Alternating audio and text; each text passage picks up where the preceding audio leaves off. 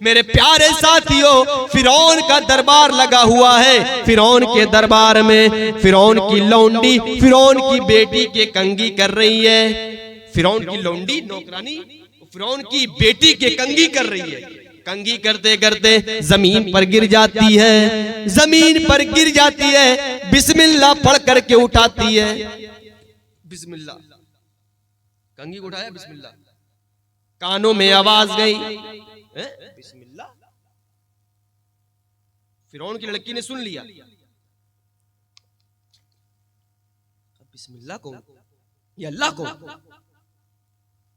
कहा बिस्मी फिरौन, मेरे बाप के नाम से उठा, ये अल्लाह के नाम से क्या उठा रही है?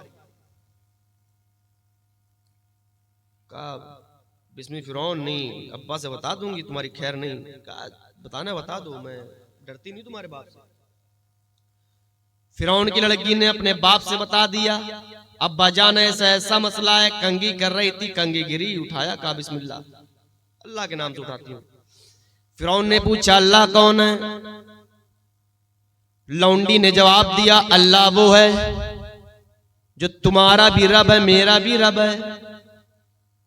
फिरौन कहता है तुम्हारा रब तो मैं हूं, अना रब्बुकुम बुलाला, सबसे बड़ा रब तो मैं हूं। कहा नहीं, तुम मेरे रब नहीं हो सकते हो, तुम्हारा भी जो रब है, तुम्हारा रब और मेरा रब दोनों का रब एक है, उसका नाम अल्लाह है, मैं उसको मानती हूं। अच्छा ईमान ला चुकी हो, ऐसा बोलो ना। कहा ठीक है, मौका दे रहे हैं, इस्लाम से फिर जाओ, इस्लाम से फिर जाओ। एक छोटा सा बच्चा दूध पीता हुआ है, पिस्तान से लगा हुआ है, और 3 बच्चे जो बड़े हैं। दरबार सजाया गया, फिरौन की लौंडी को लाया जाए और उसके बच्चों को लाया जाए। सामने दरबार सजा हुआ है, अब बता इस्लाम से फिरेगी कि नहीं फिरेगी? कहा नहीं फिरूंगी। फिरौन ने ऐलान किया, आए मेरे सिपाहियों, आग जलाया जाए, भड़काई जाए। आग भड़का दी जाती है, बड़ा सा पतीला लाया जाता है, तेल डाला जाता है, तेल खौलने लगता है।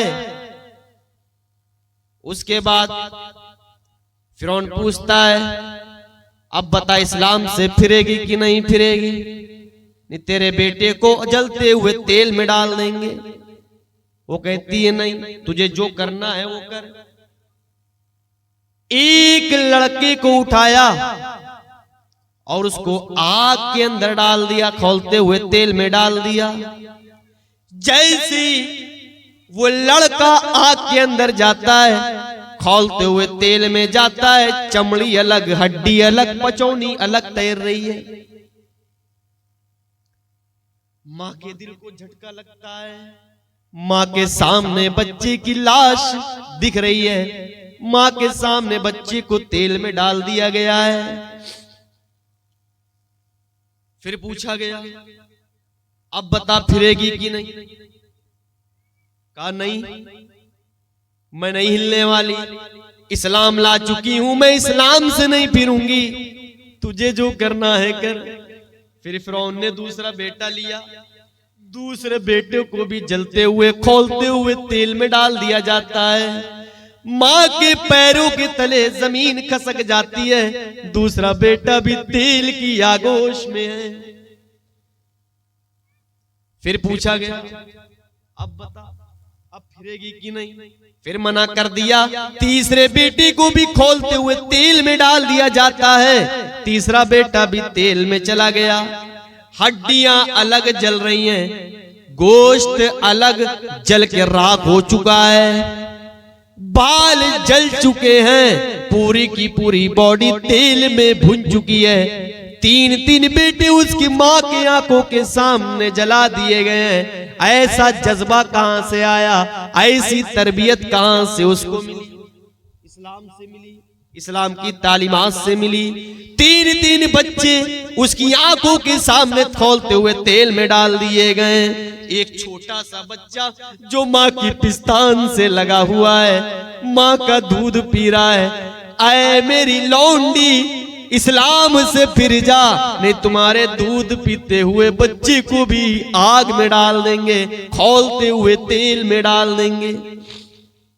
वो कहती है नहीं, तूने मेरे तीन तीन बच्चों को आग में डाल दिया है, अब इस बच्चे को मैं जलने नहीं दे सकती हूँ। उस बच्चे ने जो माँ की पिस्तान से लगा हुआ है, देखता है मेरी माँ का ईमान डगमगा रहा है, मेरी माँ पीछे हट रही है, तो उस बच्चों को अल्लाह सुब्हान व तआला ने कुव्वत गोयाई दे दी, बोलने की सलाहियत दे दी। साल 6 महीने का बच्चा है, पिस्तान से लगा हुआ है, अल्लाह ने हुक्म दिया, बोलने की सलाहियत दे दी। उस बच्चे ने फौरन देखा कि मेरी माँ के पैर डगमगा रहे हैं, मेरी माँ मेरे ऊपर तरस खा करके कहीं ऐसा ना हो कि इस्लाम से फिर जाए। उस बच्चे को अल्लाह ने कुव्वत गोयाई दी और कहने लगा, या अम्मी इफ्ताहमी फ़इन्न अज़ाबद दुनिया अहवनु मिन अज़ाबिल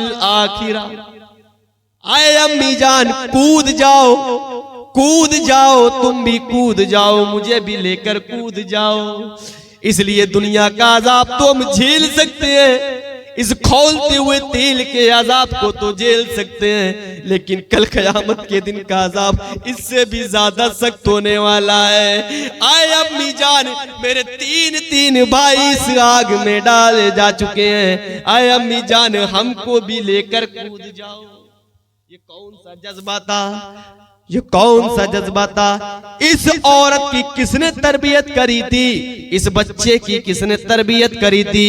माँ के अंदर दीनी तालीम का जज्बा पैदा हुआ, इस्लाम के बारे में जाना, इस्लाम की तालीम के बारे में जाना, वाक़यात पढ़े, सुना, समझा और अपनी जिंदगी में अमल करा और अपने बच्चों को ऐसी तालीम दी, तब जाकर के ऐसी औलादें पैदा होती हैं, तब जा करके ऐसी औलादें पैदा होती हैं। औलाद आ रही है, गाली बक रही, हंस रही हो, सीरियल दिखा रही हो, कार्टून दिखा रही हो, तो कार्टून जैसे बच्चे पैदा होंगे। माफ करिएगा, ऐसे बच्चे पैदा नहीं होंगे। मेरे प्यारे साथियों, मेरी प्यारी माँ और बहनों, अल्लाह के नबी सल्लल्लाहु अलैहि वसल्लम ने और मज़हब इस्लाम ने आपको टेढ़ी पसली से पैदा हुई हो कमियां नहीं बताई गई है, बल्कि एक तरफ अगर ये कहा गया है कि तुम जी का जंजाल हो, तुम मर्दों के लिए फितना हो, तो दूसरी तरफ ये भी कहा गया है कि तुम शेरनी हो, शेरनी हो। हाँ, तुम शेरनी हो। उन माँ और बहनों को जा करके अपनी औलादों को, चाहे लड़की हो चाहे लड़का हो, उनको ये सारे वाकयात बताओ, ताकि जो लड़कियां मुर्तद हो रही हैं, गैर मुस्लिमों के साथ भाग करके शादियां कर रही हैं, कितने सारे केस हैं, कितने सारे केस हैं जो अभी भी हाई कोर्ट के अंदर, सुप्रीम कोर्ट के अंदर दर्ज हैं, अभी भी सॉल्व नहीं हुआ है। नाम है फातिमा, नाम है आयशा, मुसलमान नाम है, और हिंदू लड़कों के साथ अपना विवाह करना चाहती हैं। घर वालों के प्रेशर की वजह से वो विवाह नहीं कर पा रही हैं, कोर्ट मैरिज करे बैठी हैं, कोर्ट मैरिज करे बैठी हैं, लेकिन घर वालों के सामने साबित नहीं कर पा रही हैं। आज कितनी लड़कियां मुर्तद हो रही हैं, आज कितनी लड़कियां इस्लाम को छोड़ करके गैर मुस्लिमों के साथ अपना घर बसा रही हैं। अगर यही मुसलमान करे तो लव जिहाद, यही हमारे हिंदू भाई करे, हमारे घर की माँ और बेटियों की इज्जत को लूटे, तो इसको कहा जाए नहीं तो हम उनको सनातनी बना रहे हैं। ये कौन सा इस्लाम है? ये कौन सी है इंसाफ पसंद चीज है? ये कौन सा इंसाफ है कि मेरी प्यारी माँ और बहनों, अगर हमारे घर में ऐसे ही मामलात रहेंगे, हम अगर दीन से दूरी बनाए रखेंगे, तो हमारी घर की नाम की लड़की, आयशा नाम की लड़की प्रवीण चोपड़ा के साथ भागेगी, हमारे घर की लड़की फातिमा नाम की लड़की अमित कुमार के साथ भागेगी, हमारे घर की इज्जत नीलाम करी जाएगी। मेरी प्यारी माँ और बहनों, तुम्हारे ऊपर आज लोगों की गंदी निगाहें हैं, गंदी निगाहें। लोग आप देखिए, लड़कों को जॉब नहीं मिल रही है, लड़कियां अगर इंटर करें, बीए करें, बीकॉम करें, फौरन जॉब मिल जा रही है। गीदड़ अपनी फिराक में बैठा हुआ है, कब हमको शिकार मिले हम उस पे लचक जाएं। तुम्हें जॉब के बहाने से तुम्हारी इज्जत तक पहुंचा जा रहा है। आजादी के नारे लगा करके आजादी के नाम पर तुम्हारी इज्जत तक पहुंचने की बात करी जा रही है। बहुत बड़ी प्लानिंग चल रही है मेरी प्यारी माँ और बहनों, बहुत बड़ी प्लानिंग चल रही है कि मुसलमान की लड़कियों को टारगेट किया जाए। आए दिन क्लिप देखते हैं, आए दिन वीडियो वायरल हो रही है, कोई केस नहीं। मुसलमान को और उनकी घर की लड़कियों को, उनकी घर की इज्जत को छल्ली छल्ली करने की प्लानिंग चल रही है। उनको मुसलमान लड़कियों को जॉब दिया जा रहा है, आउट ऑफ सेंटर पहुंचाया जा रहा है, जॉब के नाम पर इज्जत लूटी जा रही है, प्यार के जाल में उनको फंसाया जा रहा है और फिर उनके साथ शादी ब्याह का ढोंग रचा करके और उनके साथ एक दो बच्चे पैदा करने के बाद उसको तलाक दे दी जा रही है। वो औरत ना घर की ना घाट की। जाहिर सी बात है हमारे अंदर इस्लाम की कमी है, हमारे माँ बाप ने हमें तरबियत नहीं दी है, इस्लाम के बारे में नहीं बताया है, कमी हमारे अंदर है। मैं ये बता रहा था कि मेरी प्यारी माँ और बहनों, ये हमारी और आपकी तालीमात की कमी का नतीजा है कि हमने अपनी औलादों को ऐसी तालीमात नहीं दी, इल्म नहीं सिखाया, जानकारी नहीं दी।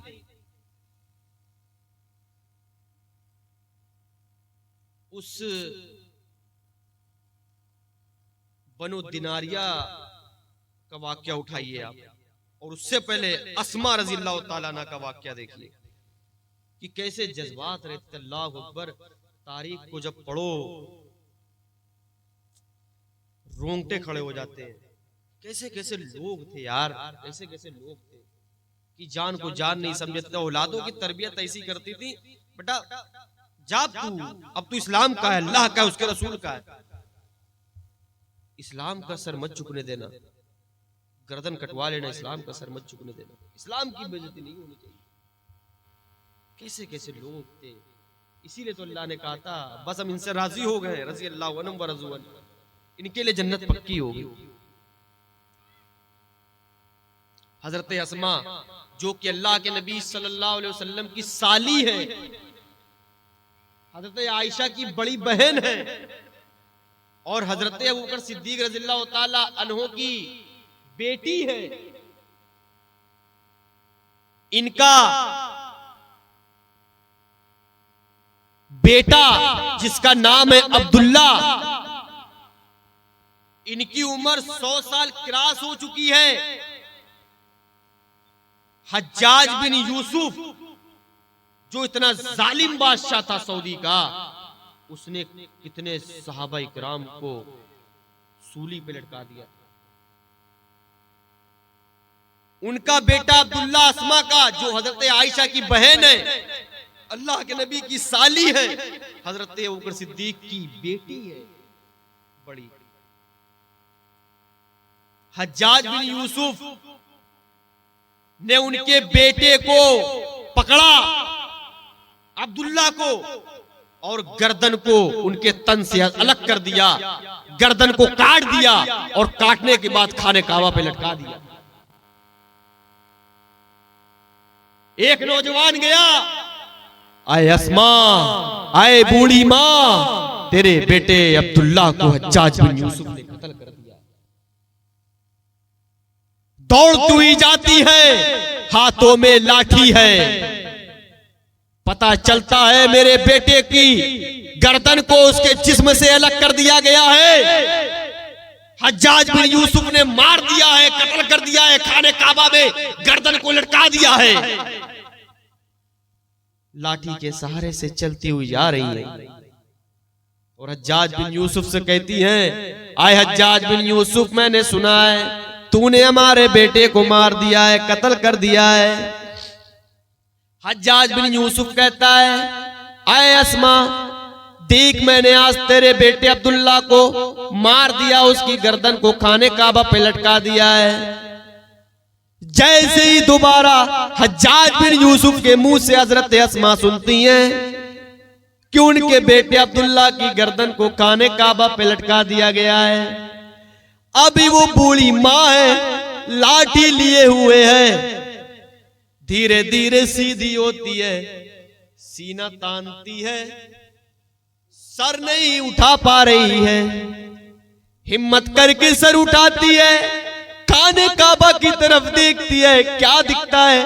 मेरे बेटे की गर्दन कटी हुई है, मेरे बेटे की गर्दन लटकी हुई है। हज्जाज बिन यूसुफ कहता है, आए अस्मा, अभी तो तू खुश हो रही थी कि मेरा बेटा तो अल्लाह की राह में शहीद कर दिया गया है, तू क्या मेरे बेटे को मारेगा? मेरा बेटा तो अल्लाह की राह में शहीद कर दिया गया है। शेर कभी मरते नहीं है, एक शेर के मर जाने से जंगल कभी नहीं खाली होता। हज्जाज बिन यूसुफ ने देखा कि हजरत अस्मा की आंखों में आंसू हैं, निगाहें अपने बेटे की मुंडी की तरफ है, खाने काबा की तरफ, आंखों में आंसू हैं। हज्जाज बिन यूसुफ कहने लगा, अभी तो बड़ी बड़ी बातें कर रही थी, वारे अस्मा, अब तो तेरी आंखों में भी आंसू आ गए। आहा, हजरत अस्मा का जवाब सुनिए मेरी प्यारी माँ और बहनों। हजरत अस्मा कहती हैं, हाय हज्जाज, मैं इसलिए नहीं रो रही हूँ, अरे हज्जाज, मैं इसलिए नहीं रो रही हूँ कि मेरे बेटे को तीनों मार करके उसकी गर्दन को खाने काबा में लटका दिया है, मैं तो इसलिए रो रही हूँ कि अल्लाह ने मुझे बदनसीबी से एक ही औलाद दिया है, अल्लाह ने मुझे बदनसीबी से मुझे एक लड़का दिया है जिसका नाम मैंने अब्दुल्ला रखा था। अरे मैं तो इसलिए रो रही हूँ, काश अल्लाह ने मुझे 100 बेटे दिए होते और एक एक करके तू अल्लाह की राह में शहीद कर देता, मैं हंसी हंसी गुजार लेती। मैं इसलिए रो रही हूँ, मैं अपनी बदनसीबी पर रो रही हूँ कि अल्लाह ने मुझे औलाद भी दिया है तो सिर्फ एक दी है, 100 बेटे भी होते वो भी एक एक करके अल्लाह की राह में शहीद कर दिए जाते। वो कौन सा जज्बा था, वो कौन सी तरबियत थी कि एक बूढ़ी माँ है जिसका भाई भी जंग में लड़ रहा है, बनो दिनारिया की, जिसका शोहर भी जंगे ओहद में लड़ रहा है, भाई भी लड़ रहा है, बेटा भी लड़ रहा है, बाप भी लड़ रहा है, बाप भी जंगे ओहद में लड़ रहा है, बेटा भी जंगे ओहद में लड़ रहा है और शोहर भी जंगे ओहद में लड़ रहा है, चार लोग भाई भी जंगे ओहद में लड़ रहे हैं। कामयाबो कामरानी की दुआ करती है, इला आलमीन, मोहम्मद के गुलामों का, मोहम्मद के साथियों का झंडा बुलंद कर दे, मोहम्मद के साथियों की गर्दन झुकने ना देना, इस्लाम का झंडा जमीन पे गिरने ना देना, मोहम्मद रसूलुल्लाह को कामयाबी अता फरमा।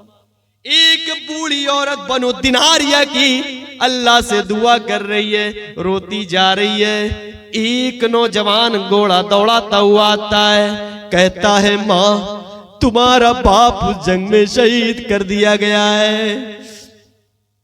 आए माँ, तुम्हारा बाप उस जंग ओहद में शहीद कर दिया गया है।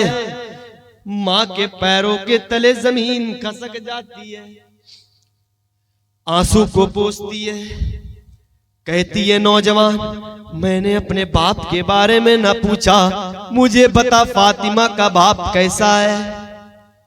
कहते अल्हम्दुलिल्लाह वो ठीक है। घोड़े को चाबुक लगाई, वापस जंग के लिए रवाना, फिर अल्लाह से दुआ कर रही है, इला आलमीन, फातिमा के बाप का ख्याल रखना, मोहम्मद रसूलुल्लाह को जंग में कामयाबी व कामरानी अता फरमाना। इधर अल्लाह से दुआ करती जा रही है, दूसरा नौजवान दौड़ता हुआ आता है, घोड़े को एड़ लगाई, कहने लगा, माँ एक बुरी खबर है। फरमाया, क्या? कहने लगा, अय माँ, उस जंग में तेरा भाई मार दिया गया है, तेरा भाई भी शहीद कर दिया गया है। पैरों के तले जमीन एक बार फिर से खसक जाती है। मां कहती है मैंने अपने भाई के बारे में ना पूछा, मुझे ये बताओ हजरत अली के भाई कैसे हैं, मुझे ये बताओ हजरत जाफर बिन तैयार के भाई कैसे हैं, मुझे उनके भाई के बारे में बताओ। कहा अल्हम्दुलिल्लाह वो ठीक है। फिर नौजवान वापस जाता है। फिर ये औरत, बूढ़ी औरत बनो दिनारिया की दुआ करती है, इलामीन मोहम्मद के झंडे को नीचे ना गिरने देना।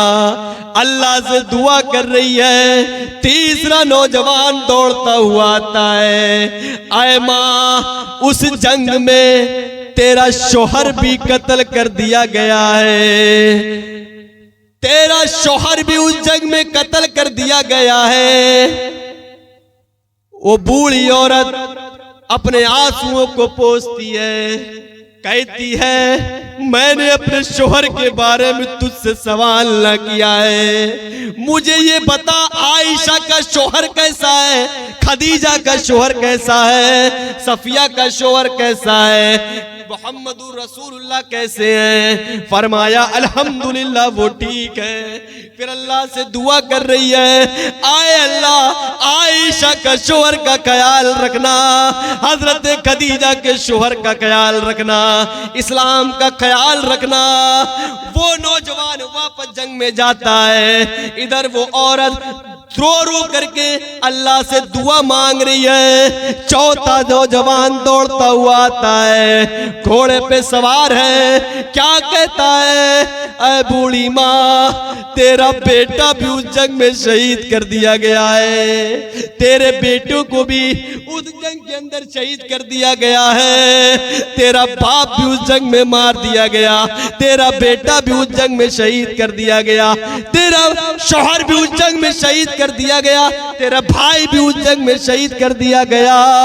मेरे प्यारे साथियों, ये चारे के चारों लोग उस जंग में शहीद कर दिए जाते हैं। जंग उहुद में 70 लाशें पड़ी हुई है, 70 लाशें। उस 70 लाशों में 4 लाशें उस औरत के घर वालों की है। दौड़ती हुई आती है, क्या देखती है, ये मेरे भाई की लाश है, ये मेरे बेटे की लाश है, ये मेरे शोहर की लाश है, ये मेरे बाप की लाश है। और अल्लाह से दुआ करती है ताकि कल कयामत के दिन जब इसको जन्नत में दाखिल किया जाएगा, इन तमाम लोगों को, मेरे खानदान वालों को जन्नत में दाखिल किया जाएगा, तो कल कयामत के दिन मैं दौड़ती हुई आऊंगी, अपने भाई का गिरबान पकड़ लूंगी, दामन पकड़ लूंगी, अपने शोहर का दामन पकड़ लूंगी, अपने बेटे का दामन पकड़ लूंगी, अपने बाप का दामन पकड़ लूंगी और अल्लाह से फरियाद करूंगी, इलामीन ये मेरा भाई है, इलामीन ये दुनिया के अंदर मेरा बेटा था, इलामीन ये दुनिया के अंदर मेरा बाप था, ये दुनिया के अंदर मेरा शोहर था, इलामीन मैं इसकी बहन हूँ, मैं इसकी बेटी हूँ, मैं इसकी बीवी हूँ, मैं इसकी माँ हूँ। मैंने पूरी जिंदगी इनके इंतजार में गुजार दी है। मैंने जंग में अपना भाई खोया है, मैंने जंग में अपना शोहर खोया है, मैंने जंग में अपना बेटा खोया है, मैंने जंग में अपना बाप खोया है। इलामीन इनके सदके तुफैल में इस औरत को भी जन्नत के अंदर दाखिल कर दे। आए मेरे भाई, तू कहाँ जा रहा है? अपनी बहन को छोड़ करके मुझे भी जन्नत लेकर चल। आए मेरे अब्बा जान, कहाँ अकेले अकेले जन्नत में जा रहे हो? कल कयामत के दिन मुझे फक्र होगा जब इन चारों के साथ भी मुझे पुकारा जाएगा और इन चारों के साथ में जन्नत के अंदर दाखिल होंगी। ये कौन सा जज्बा था? ये कौन सा जज्बा था? ये कौन सी तरबियत थी? किसने इनकी तरबियत करी थी? इस्लाम ने तरबियत की। इस्लाम ने। मेरी प्यारी माँ और बहनों, गौर करिए, वाकयात बहुत सारे हैं। हजरत सुमैया रज़ियल्लाहु ताला अनहा के बारे में भी आप लोगों ने सुना होगा, बड़ा दर्दनाक वाकया। किसने नहीं सुना है? किसने नहीं सुना है? सुना हुआ है? एक बार मेरे मुंह से सुन लीजिए, बड़ा दर्दनाक वाकया। इस वाक्य को बयान करने के बाद मैं अपनी बात को खत्म कर दूंगा, टाइम काफी ज्यादा हो गया है। हजरत सुमैया, जिनके शोहर का नाम है यासिर, बेटे का नाम है अम्मार। देखिएगा किस तरीके से तरबियत इस्लाम ने इनकी करी थी और इन्होंने अपने बेटों की किस तरीके से तरबियत करी थी। पता चला इस्लाम ला चुके हैं लोग। बाहर वालों में सबसे पहले इस्लाम लाने में यही लोग थे। इस्लाम जब आया तो अल्लाह के नबी सल्लल्लाहु अलैहि वसल्लम के ऊपर सबसे पहले औरतों में हजरत खदीजा लेकर के आई। आपका ईमान, क्या अल्लाह के नबी आप सच कह रहे हैं? हम इस्लाम लेकर आते हैं। मर्दों में, बच्चों में गालिबन हजरत अली रज़ियल्लाहु ताला अन्हु, मर्दों में बड़ों में हजरत अबू बकर सिद्दीक रज़ियल्लाहु ताला अन्हु है। तो और बाहर वालों में हजरत सुमैया रज़ियल्लाहु ताला अन्हा और उनकी फैमिली है, अम्मार बिन यासिर। तो पता चला कि ये लोग इस्लाम ला चुके हैं। अबू जहल ने किडनैप कर लिया, तीनों को पकड़ लिया, बांध दिया। मेरे भाइयों, हाथ पैर बंधे हुए। अम्मार एक खंबे में बंधा है, यासिर एक खंबे में बंधे हैं। दोनों को बांध दिया गया, मारा जा रहा है, पीटा जा रहा है, सताया जा रहा है। कई दिन तक के उनको मारा गया। और हजरत सुमैया रज़ियल्लाहु ताला अन्हा का क्या हाल है मेरे प्यारे साथियों, रूह कांप जाए। हजरत सुमैया रज़ियल्लाहु ताला अन्हा, उनको पकड़ लिया गया, हाथ पैर बंधे हुए। सीधा मुद्दे पे आता हूं, बता इस्लाम फेरेगी कि नहीं फेरेगी? इस्लाम से फिरेगी कि नहीं फिरेगी? कहा नहीं फिरूंगी, नहीं फिरूंगी, जो समझ में आए कर ले। नहीं फिरने वाली। अबू जहल ने जानते हैं क्या किया? 2 ऊंट मंगवाए, 2 ऊंट, एक टांग को रस्सी से बांधा, राइट वाली सीधी वाली रस्सी से बांध करके एक ऊंट की लगाम उसमें थाम दी, और दूसरी टांग को रस्सी से बांधा और उधर ऊंट की लगाम थाम दी। ये दोनों टांग ऊंटों से बंधी हुई है रस्सियों के सहारे। और अबू जहल पूछ रहा है, बता इस्लाम से फिरेगी कि नहीं? कहा नहीं फिरूंगी। नेजा मंगाया, जिसमें आपने देखा होगा कबाब वाब रहते हैं, सीख कबाब वाले, पतली वाली नहीं, मोटी वाली। और उस टाइम का नेजा और मोटा था, आगे से नुकीली रहती है। वो नेजा मंगाया गया, गरम किया गया। कहा इस्लाम से फिरेगी कि नहीं? कहा नहीं फिरूंगी। कहा आखिरी बार पूछ रहा हूं, बता फिरेगी कि नहीं? कहा इस्लाम को नहीं छोड़ सकती, तुझे जो करना है कर। तसव्वुर करिए, कपड़े उतार दिए गए,